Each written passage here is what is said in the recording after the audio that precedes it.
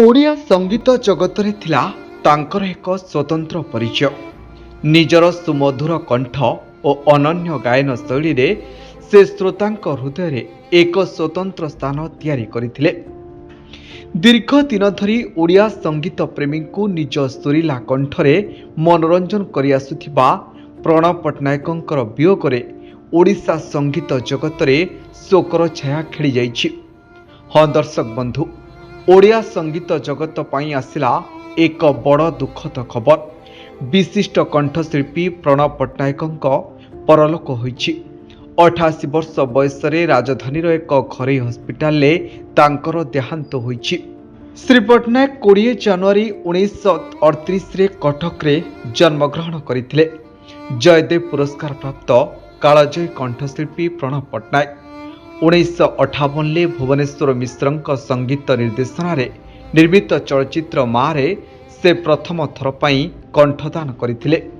ଶ୍ରୀ ଲୋକନାଥ ସୂର୍ଯ୍ୟମୁଖୀ, ସିନ୍ଦୁର ବିନ୍ଦୁ, ଶେଷ ଶ୍ରାବଣ, ଚିହ୍ନା ଅଚିହ୍ନା, ବତୀଘର ଆଦି ଚଳଚ୍ଚିତ୍ର ତାଙ୍କୁ ଲୋକପ୍ରିୟତାର ଶିଖରରେ ପହଞ୍ଚାଇଥିଲା।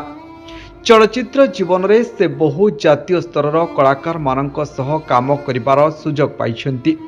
ପ୍ରାୟ 200ରୁ ଅଧିକ ଓଡ଼ିଆ ଚଳଚ୍ଚିତ୍ରରେ ସେ କଣ୍ଠଦାନ କରିଛନ୍ତି। 1997ରେ ମୁକ୍ତିଲାଭ କରିଥିଲା ପ୍ରଥମ ଗଜଲ ଆଲବମ୍ ସବେ ଗଜଲ। ଅଣଚଳଚ୍ଚିତ୍ର ସଙ୍ଗୀତରେ ମଧ୍ୟ ତାଙ୍କର ଗୁରୁତ୍ୱପୂର୍ଣ୍ଣ ଯୋଗଦାନ ରହିଛି।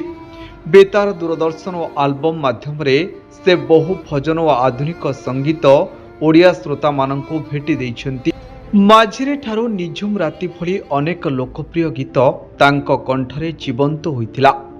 ସଙ୍ଗୀତ ପ୍ରେମୀଙ୍କୁ ନିଜ ସୁରିଲା କଣ୍ଠରେ ମନୋରଞ୍ଜନ କରିଆସୁଥିବା ପ୍ରଣବ ପଟ୍ଟନାୟକଙ୍କ ବିୟୋଗରେ ଓଡ଼ିଆ ସଙ୍ଗୀତ ଜଗତରେ ଶୋକର ଛାୟା ଖେଳିଯାଇଛି। ତାଙ୍କ ବିୟୋଗରେ ଓଡ଼ିଆ ସଙ୍ଗୀତ ଜଗତରେ ଶୋକର ଛାୟା। ସଙ୍ଗୀତ କ୍ଷେତ୍ରରେ ପୂରଣ ହୋଇପାରିବନି ଏହି ଶୂନ୍ୟ ସ୍ଥାନ। ତାଙ୍କର ବିୟୋଗରେ ଓଡ଼ିଶାର ବିଶିଷ୍ଟ ବ୍ୟକ୍ତିବିଶେଷ, ରାଜନେତା ମାନେ ଶୋକ ବ୍ୟକ୍ତ କରିବା ସହ ଅମର ଆତ୍ମାର ସଦ୍ଗତି କାମନା କରିଛନ୍ତି। ବ୍ୟୁରୋ ରିପୋର୍ଟ, ଦ ବ୍ରେକିଂ ନ୍ୟୁଜ୍ 24।